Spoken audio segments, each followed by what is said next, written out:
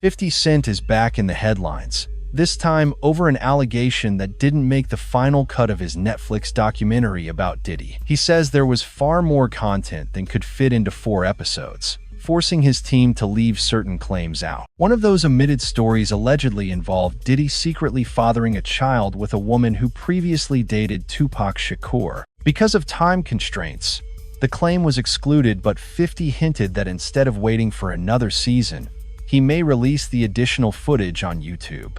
Since the documentary premiered, 50 says even more people have come forward with new information. That has led many to wonder what's really motivating him to keep targeting Diddy. And according to some insiders, the true reason might surprise you. Comedian T.K. Kirkland recently weighed in on why 50 went so hard in the documentary.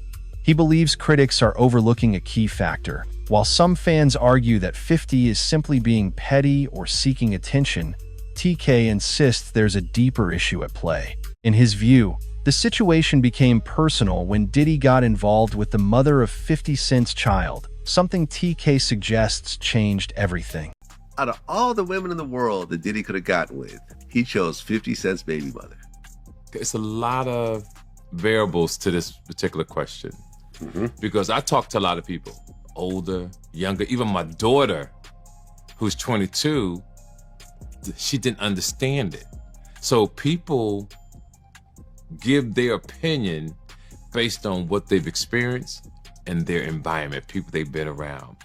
So to the people that understand boundaries and respect, I always tell men you should never date another man's girl if you're not aware of it. If you know it, then it's wrong. He said that making a move like that reflects a serious lack of respect. TK added that throughout his life, he has never knowingly pursued a woman who had been involved with one of his friends. In his view, that's a boundary you just don't cross. He went on to say that Diddy isn't short on options. With his level of fame, fortune, and worldwide connections, he could be with virtually anyone. That's why TK feels the decision to get involved with the mother of 50's child wasn't random or innocent. Given the long-standing friction between Diddy and 50, he believes it was a calculated move. But he went after the baby mother of one of his rivals. Exactly. Someone who had been taking shots at him for years. Absolutely. On purpose. And he went after her knowing that they had beef. Right. And slutted her out. Slutted out. Just slutted her out. Slutted out. Having a whole basketball team run a train on her. Totally and did. I just totally the whole agree. thing, right? Totally agree. Right. But his reputation from when he worked at Uptown, I'll be sure's girlfriend. Oh, Kim Porter. Kim Porter. Right. That's well, his reputation. I'll be sure his baby mother. Baby mama. Yeah. Then Eric Serum, his friend, the one that had she had his baby, Mia. So he's had a reputation of going after people. Tupac's ex-girlfriend. Tupac's ex-girlfriend. He got a baby with her too. Exactly. Yeah. So my point that I'm making to the men listening, well, if you don't understand this, then you just poorly educated and don't really have common sense. It's a no-no. There's no way I would go after Vlad's ex-girlfriend. Right. I'm so loyal that if I met a woman and she said, oh yeah, I used to date Vlad. Oh, I can't with you, baby. Right. I wouldn't even put my, excuse my language, because that's how I move. Other people don't move like that, but you see me in Paris, you see me all over the world. Why would I want to do that to mess up a relationship? Although 50 Cent's documentary has drawn major buzz and positive feedback, some critics aren't calling it a clear win. Gene Deal has spoken out with strong accusations, alleging that portions of the project lacked originality and that his contributions were used without acknowledgement or credit. I seen an interview about, he said that he had a lot of footage had to be down, the documentary had to be downsized. You understand? I don't really believe that, because a documentary is a documentary, and they could have had 45 minutes, they could have had an hour, to each one of those. You understand? They left out certain things. He said they even left out the one about Sarah Chapman. You understand? And for whatever reason, he probably left out a lot of other different stars too. Situations that they could have spoke about. You understand? I have a problem with the documentary, you know, and I'm just gonna let you know that the reason I have a problem with the documentary is that they know that they took my idea. You understand? They know that when I came to them, I laid out what they should do and how the documentary should be. You understand? She could say whatever she want to say. I talked to those producers before I even talked to her. They wanted to know what I had, what I was bringing, my pictures, all that stuff like that. And I told them about me, Tim, and Kirk. You understand what I'm saying? And how it would go. They did the same thing. This ain't the first time they stole from me, man. You know, if you look at the Notorious Big, if you watch the Notorious Big, that part about the shoes, I had that in my book. And I was talking to K.O. Copeland. He was one of the writers of that movie. And I told him about when I let Big use my shoes at Soul Train Award. You had this old flunky ass dude, Mike B, get on Angie Martinez's show and talk about, yo, Big, he wore Mix Max shoes and he went out there and performed. When you go look at the film, when you go look at Big performing that on that show, ain't nothing mixed match about them shoes. There was $800 Maury's, size 14D. Big World 14E. E means that his shoes is a little wider than mine. He struggled, but he put them on and he went out there and performed. Those was my Gators that he had on. You understand? They did a little skit trying to disrespect me in the movie. You understand? And they said something about, oh, we got this from Big Sexy. He also responded to speculation that 50 could drop more material online down the line. Gene said that if extra footage is released, he doesn't believe Diddy would be able to block it. According to him, if the documentary were going to be stopped, it would have been halted already. He added that this situation reveals a great deal about whether Diddy still holds real power behind the scenes or if that influence has faded. That documentary, and if 50 do another one, and I heard he's gonna put it on YouTube or do whatever he's gonna do, Puff ain't gonna have nothing to do with that. Puff ain't gonna have nothing to do to try to stop that because he can't. Because if he could stop it, it would have been stopped. You know why he can't stop it? Because Puff know people right there at Netflix. Don't think he don't. And I don't know if this guy still worked for them, but he was part of the flavor unit, Shakim. He was part of the flavor unit. He was good friends. He was cool with Puff and them. Flavor unit and them, Queen Latifah and them, they was cool with Puff. If Puff would have sent a cease and desist over there and they could do it and he had the power and they wasn't right, they would have been done it. You see it's still rolling, right? It's still going on, right? He ain't got that power no more. You understand? Now, could he sue them because they used his likeness or used them and stuff like that? I don't know. I'm not that versed in they using him. You understand? If they could steal your whole damn idea, your whole damn ideal, why can't they steal your whole damn intellectual property? That's what they do. Gene also commented that Diddy reportedly had an unusual fixation on Tupac, which seemed to shape almost every part of his life. I did see the interview that 50 did with Sherry, and he was talking about he didn't release the video about Puff having a kid by Kim Porter's friend, Sarah Chapman. Now, we all know that she used to date Tupac. You understand? So either he got her because he wanted some remnants of Tupac. We don't know. But it seemed like every dude that he had some kind of disdain, dislike, or that he idolized in a sense, he wanted their girl. Or he wanted to be a part of their girl. I don't know why. Yo, bro, this dude was, I don't know if he was in love or in hate for Tupac. He wanted to be an actor. He auditioned I think he auditioned for Juice. But Pac beat him out for that Bishop thing. You understand what I'm saying? He wanted to be a part of that. Just go, and not so many years ago, when Puff started getting into that drugs and started using drug stuff, he started revamping some of Tupac's speeches.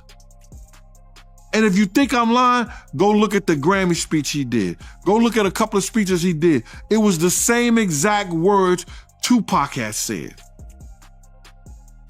That he was gonna start this whole revolutionary of our people. That's Tupac. Black Lives Matter, the Black Liberation Movement, that was Pac. The Black Liberation Movement. Black Lives Matter? Come on, bro. This dude, everybody know that he had some kind of, I don't want to say disdain taste, but he had some kind of, I don't, jealousy of Tupac, bro. He had this jealousy of Tupac. Still, the documentary isn't completely transparent. Many viewers noticed how little it focused on Kim Porter, Diddy's longtime partner and the mother of his children. Kim tragically died in 2018 at just 47. Although the official cause of death was pneumonia, some speculate that Diddy may have been involved. She had been a major presence in his life for years. Now, do you think that Diddy killed Kim Porter? Absolutely. Why? Because of all the videotapes, because of the book, because of all the people she gave copies of her book to, or at least chapters, because of everything that she had on him, because of the tape that she used to blackmail him into a relationship and into a raise of him being sodomized by Andre Harrell. And I am not saying that allegedly, because I heard her and Kim Noor talking about it in the booth of the bathroom while snorting cane at the Kit Kat Club. She saw firsthand his personal life, business dealings, and everything that went on behind closed doors. Yet, the documentary barely acknowledged her story. Multiple sources suggest her story was deliberately omitted, likely because it was deemed too sensitive or controversial. Gene shared that he knew Kim personally and even looked out for her on occasion. He believes she had knowledge of a lot of important details. It was alleged that she did have a book and that her book was about to come out. And she was talking about all the perils, everything that she went through in the music business and with Diddy. All the men that they slept with together, because there were men that they slept with together. There were swinging times that they slept with together.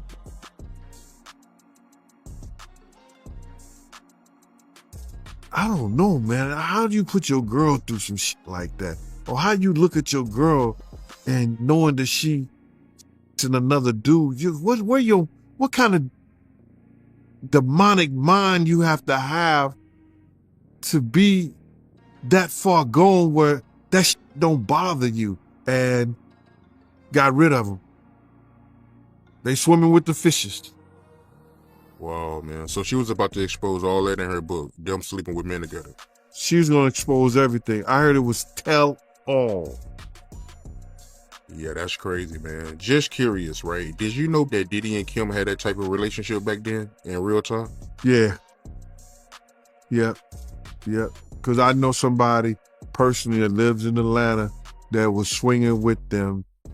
And I would never mention his name because he's a good brother and he knows my family down there.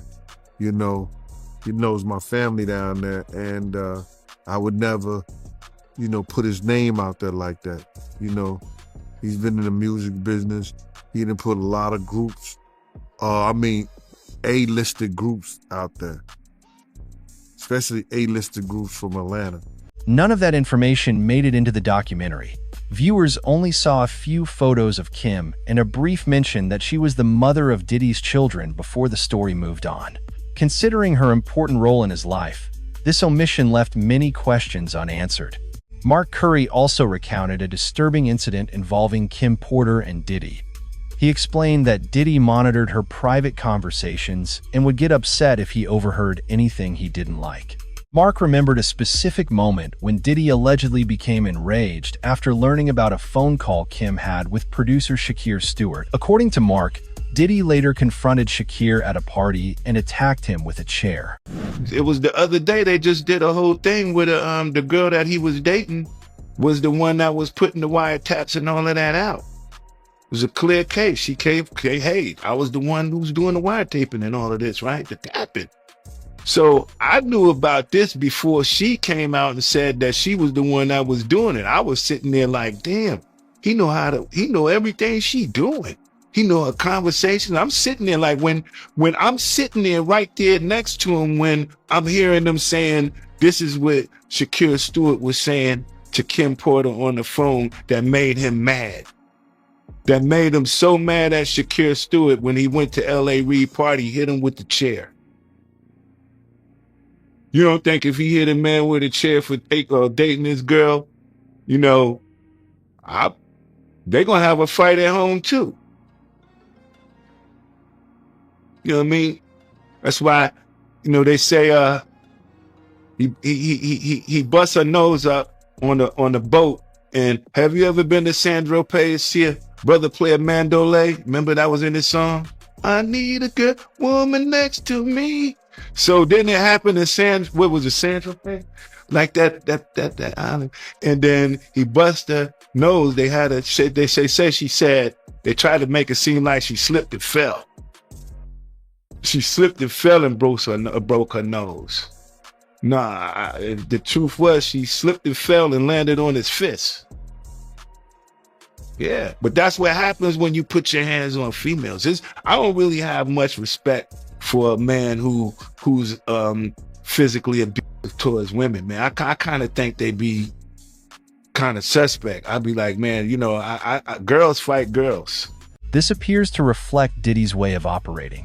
Another striking issue was how the documentary depicted his legendary parties. For years, these events were famous for attracting influential figures from all walks of life, celebrities, athletes, and other prominent personalities.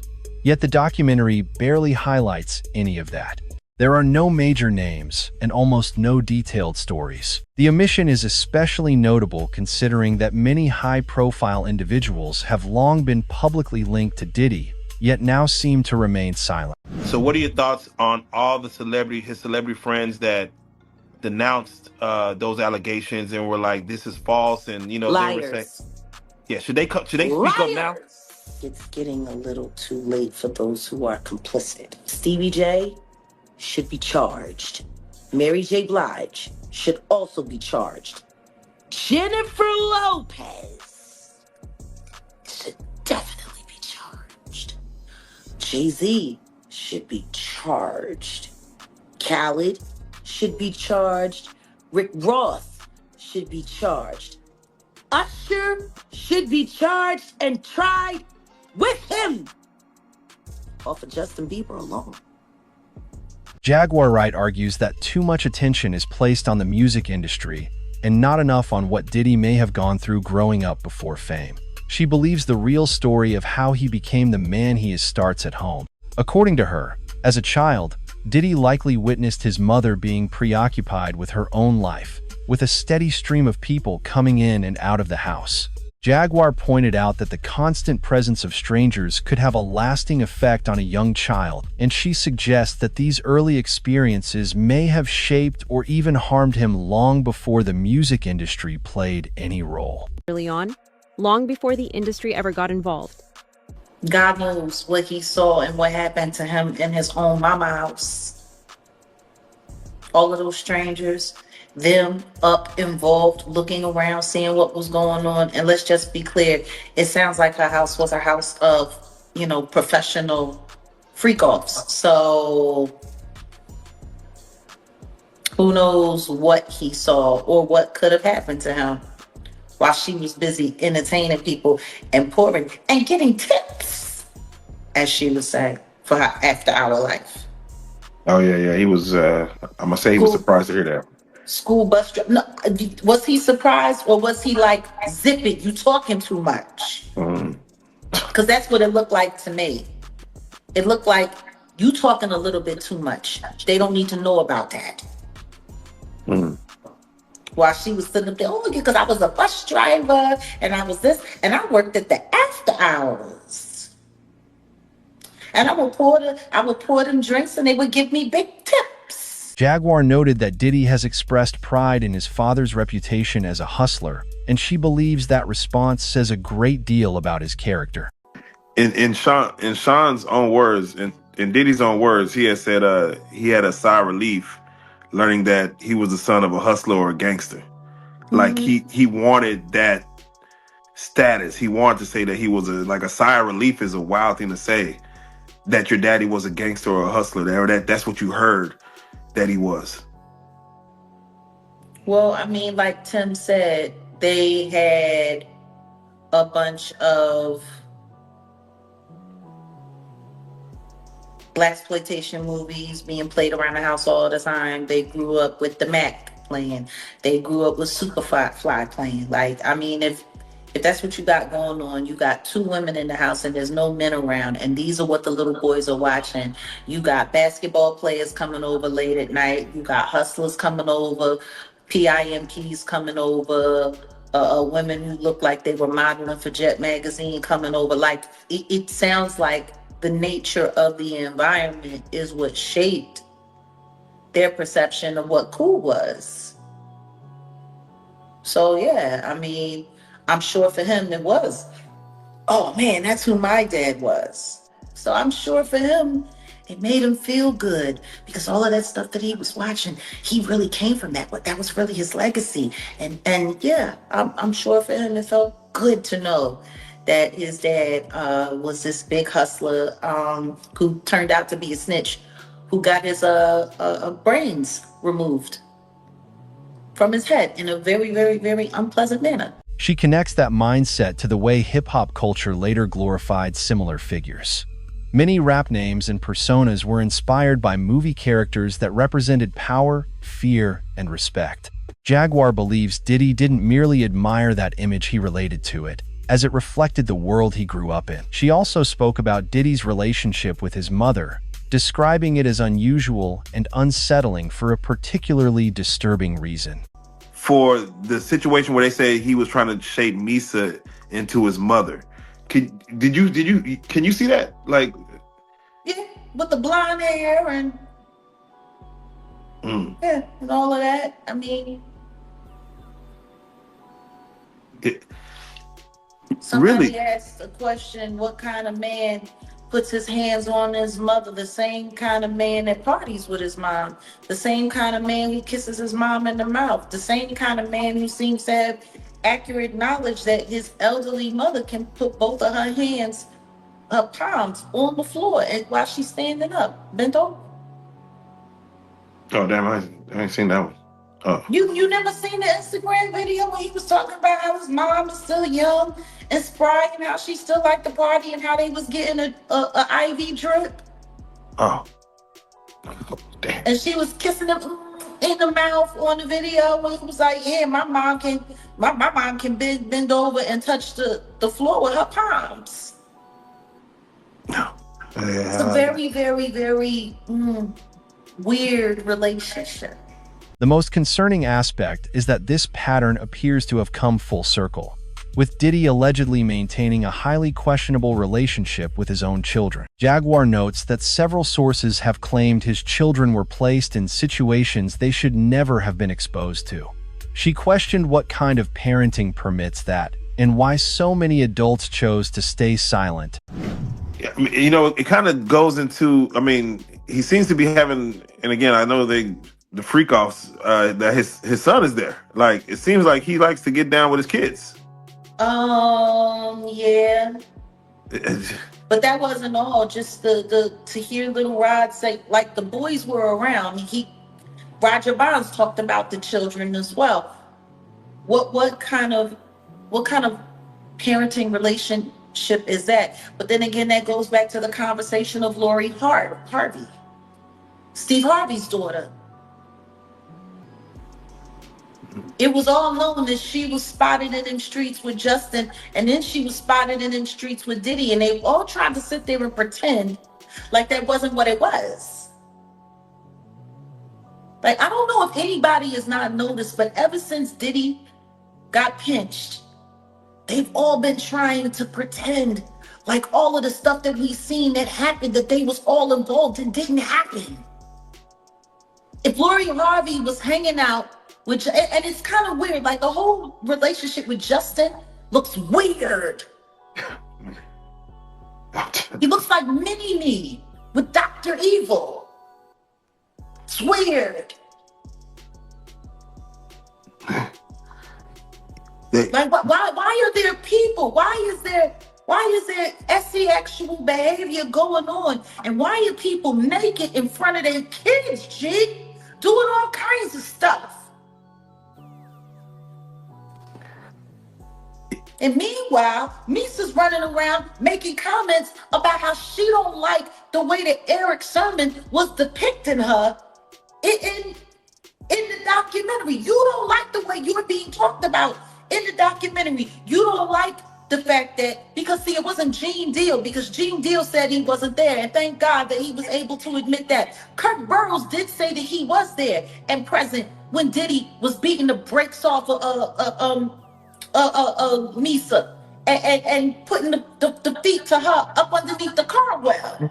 What additional allegations do you think could appear in the next batch of footage 50 Cent plans to release? Share your thoughts in the comments.